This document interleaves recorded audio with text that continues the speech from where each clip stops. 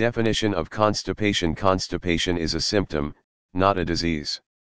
Most commonly, constipation is thought of as infrequent bowel movements, usually less than 3 stools per week.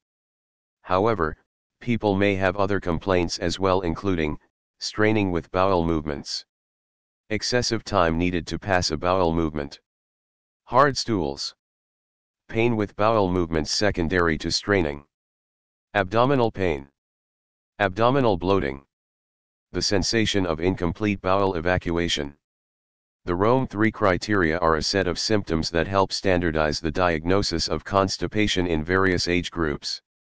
Causes. Constipation. The causes of constipation can be divided into 1. Congenital, 2. Primary, 3. Secondary. The most common kind is primary and not life-threatening. It can also be divided by the age group affected, such as children and adults. 1. Primary or functional constipation is defined by 1. Ongoing symptoms, 2. For greater than 6 months, 3. Not due to an underlying cause such as medication side effects or an underlying medical condition. 1. It is not associated with abdominal pain, thus distinguishing it from irritable bowel syndrome. 2. It is the most common kind of constipation, and is often multifactorial. 3. In adults, such primary causes include A. Dietary choices such as insufficient dietary fiber or fluid intake, B. Or behavioral causes such as decreased physical activity. 4. In the elderly, common causes have been attributed to A. Insufficient dietary fiber intake, B. Inadequate fluid intake, C. Decreased physical activity, D. Side effects of medications, E. Hypothyroidism, F. And obstruction by colorectal cancer. G. Evidence to support these factors, however, is poor. Secondary causes of constipation. 1. Side effects of medications such as opiates. 2. Endocrine and metabolic disorders such as hypothyroidism. 3. And obstructions such as from colorectal cancer. 4. Celiac disease and non-celiac gluten sensitivity may also present with constipation. 5. Cystocele can develop as a result of chronic constipation. Diet. Causes of constipation. Constipation can be caused or exacerbated by 1. A low-fiber diet, 2. Low liquid intake, 3. Or dieting. 4. Dietary fiber helps to decrease colonic transport time. 5. Increases stool bulk but simultaneously softens stool. 6. Therefore, diets low in fiber can lead to primary constipation. Medications. Causes of constipation. Many medications have constipation as a side effect. Some include, but are not limited to 1. Opioids, diuretics, 2. Antidepressants, 3. Antihistamines, 4. Antispasmodics, 5. Anticonvulsants, 6. Tricyclic antidepressants, 7. Antiarrhythmics, 8. Beta-adrenoceptor antagonists, 9. Antidiarrheals, 10-5-HT3 receptor antagonists such as ondansetron and aluminum antacids. 11. Certain calcium channel blockers such as nifedipine and verapamil can cause severe constipation due to dysfunction of motility in the rectosigmoid colon. 12. Supplements such as calcium and iron supplements can also have constipation as a notable side effect. Medical conditions. 1. Metabolic and endocrine problems which may lead to constipation include hypercalcemia, hypothyroidism, hyperparathyroidism, porphyria, chronic kidney disease, panhypopituitarism, diabetes mellitus, and cystic fibrosis. Constipation is also common in individuals with muscular and myotonic dystrophy. 2. Systemic diseases that may present with constipation include celiac disease and systemic sclerosis. 3. Constipation has a number of structural, mechanical, morphological, anatomical causes, namely through creating space-occupying lesions within the colon that stop the passage of stool, such as colorectal cancer, strictures, retrocalls, anal sphincter damage or malformation, and post-surgical changes. 4. Extraintestinal masses such as other malignancies can also lead to constipation from external compression. 5. Constipation also has neurological causes, anismus, descending perineum syndrome, Hirschsprung's disease, In infants, Hirschsprung's disease is the most common medical disorder associated with constipation. Anismus occurs in a small minority of persons with chronic constipation or obstructed defecation. Spinal cord lesions and neurological disorders such as Parkinson's disease and pelvic floor dysfunction can also lead to constipation. Psychological cause of constipation: voluntary withholding of the stool is a common cause of constipation. The choice to withhold can be due to factors such as 1. Fear of pain, 2. Fear of public restrooms, 3. Or laziness. When a child holds in the stool, a combination of encouragement A fluids, B fiber, and laxatives may be useful to overcome the problem. Early intervention with withholding is important as this can lead to anal fissures. Congenital causes of constipation: a number of diseases present at birth can result in constipation in children. They are as a group uncommon, with Hirschsprung's disease, HD, being the most common. There are also congenital structural anomalies that can lead to constipation, A-, including anterior displacement of the anus, B. imperforate anus, C. strictures, D. small left colon syndrome. Diagnostic approach: bowel movements that are difficult to pass and very firm, or made up of small hard pellets, like those excreted by rabbits, qualify as constipation, even if they occur every day.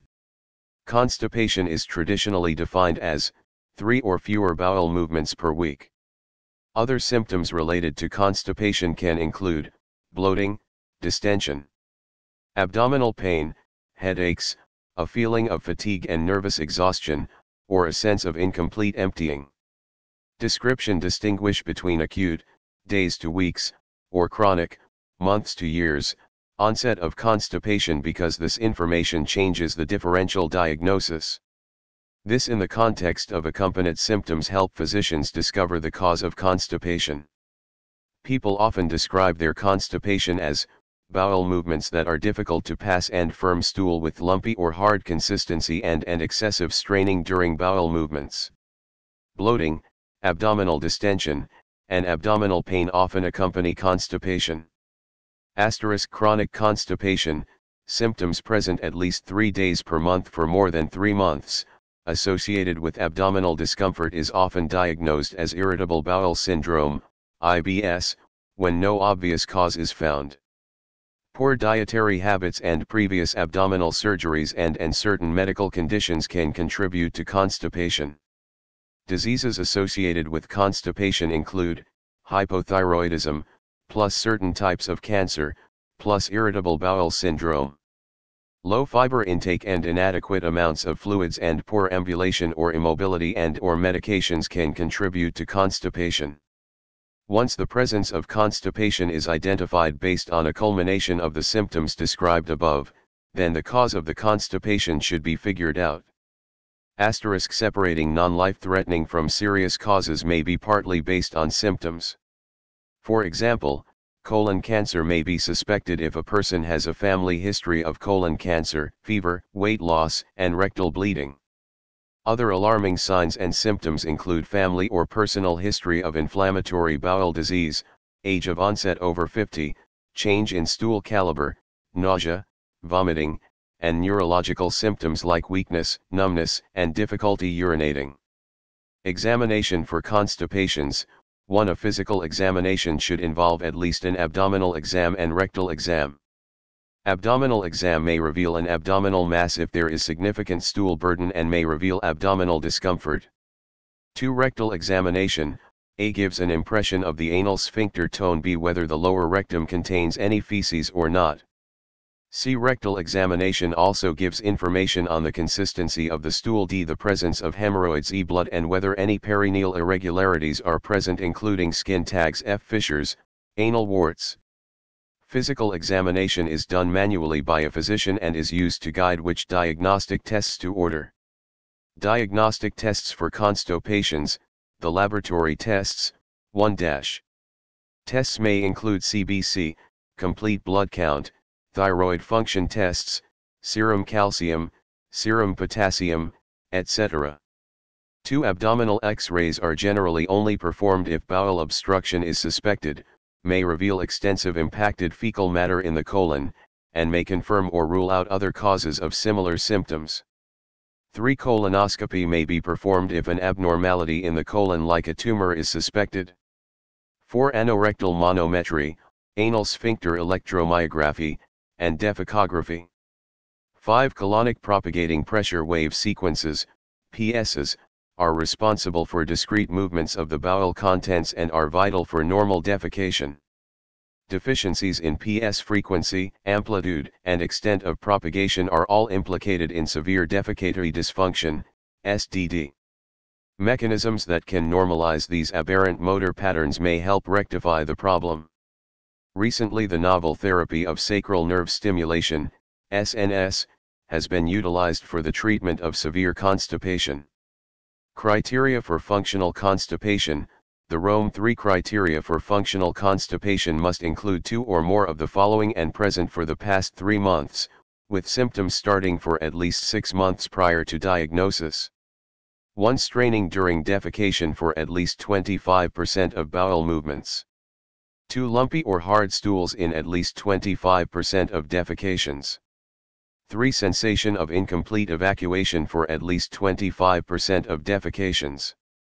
4. Sensation of anorectal obstruction/blockage for at least 25% of defecations.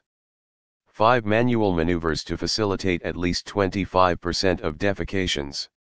6. Fewer than 3 defecations per week. 7. Loose stools are rarely present without the use of laxatives.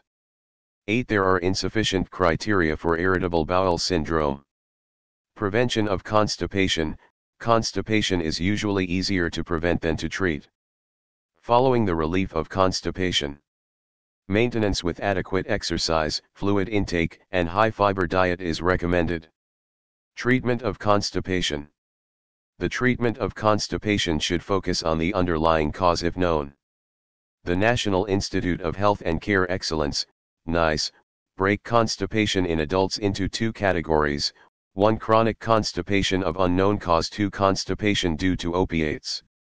In chronic constipation of unknown cause, the main treatment involves, a. The increased intake of water and fiber, either dietary or as supplements. B. The routine use of laxatives is discouraged, as having bowel movements may come to be dependent upon their use. C. Enemas can be used to provide a form of mechanical stimulation. D. A large volume or high enema can be given to cleanse as much of the colon as possible of feces. However, a low enema is generally useful only for stool in the rectum, not in the intestinal tract. 1. Fiber supplements. Soluble fiber supplements such as psyllium are generally considered first-line treatment for chronic constipation, compared to insoluble fibers such as wheat bran. Side effects of fiber supplements include, a. Bloating, b. Flatulence, c. Diarrhea, d. Possible malabsorption of iron, calcium, e. Some medications. However, patients with opiate-induced constipation will likely not benefit from fiber supplements. 2. Laxatives. 1. If laxatives are used, milk of magnesia or polyethylene glycol are recommended as first-line agents due to their low cost and safety. 2. Stimulants should only be used if this is not effective. 3. In cases of chronic constipation, polyethylene glycol appears superior to lactulose. 5. Prokinetics may be used to improve gastrointestinal motility. 6. A number of new agents have shown positive outcomes in chronic constipation, these include procalopride and lubiprostone. Physical intervention. Constipation that resists the above measures may require physical intervention such as manual disimpaction, the physical removal of impacted stool using the hands. Regular exercise can help improve chronic constipation. Surgical intervention. In refractory cases, procedures can be performed to help relieve constipation.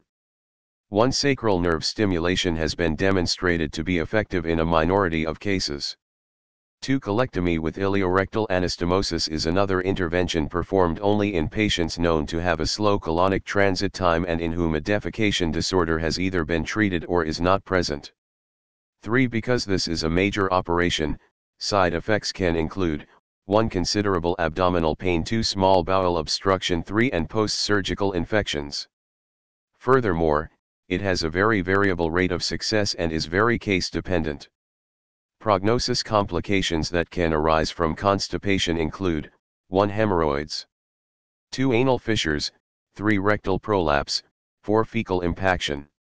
Straining to pass stool may lead to hemorrhoids. In later stages of constipation, 1. The abdomen may become distended, 2. Hard and diffusely tender.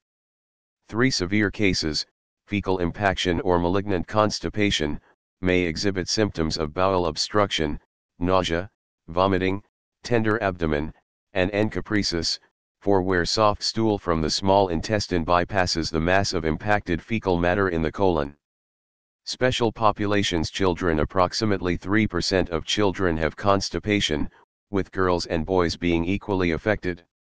With constipation accounting for approximately 5% of general pediatrician visits and 25% of pediatric gastroenterologist visits, the symptom carries a significant financial impact upon the healthcare system. While it is difficult to assess an exact age at which constipation most commonly arises, children frequently suffer from constipation in conjunction with life changes.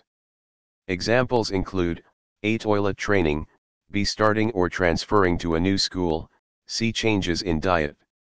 D. Especially in infants, changes in formula or transitioning from breast milk to formula can cause constipation. The majority of constipation cases are not tied to a medical disease, and treatment can be focused on simply relieving the symptoms. Postpartum women, the 6-week period after pregnancy is called the postpartum stage. During this time, women are at increased risk of being constipated. Multiple studies estimate the prevalence of constipation to be around 25% during the first 3 months. Constipation can cause discomfort for women, as they are still recovering from the delivery process, especially if they have had a perineal tear or underwent an episiotomy. Risk factors that increase the risk of constipation in this population include damage to the levator ani muscles, pelvic floor muscles, during childbirth. Forceps-assisted delivery. Lengthy second stage of labor delivering a large child. Hemorrhoids. Hemorrhoids are common in pregnancy and also may get exacerbated when constipated. Anything that can cause pain with stooling, hemorrhoids, perineal tear, episiotomy, can lead to constipation because patients may withhold from having a bowel movement so as to avoid pain. The pelvic floor muscles play an important role in helping pass a bowel movement. Injury to those muscles by some of the above risk factors, examples: 1. Delivering a large child, 2. Lengthy second stage of labor, 3. Forceps delivery, can result in constipation. 4. Enemas may be administered during labor and these can also alter bowel movements in the days after giving birth. 5. However, there is insufficient evidence to make conclusions about the effectiveness and safety of laxatives in this group of people.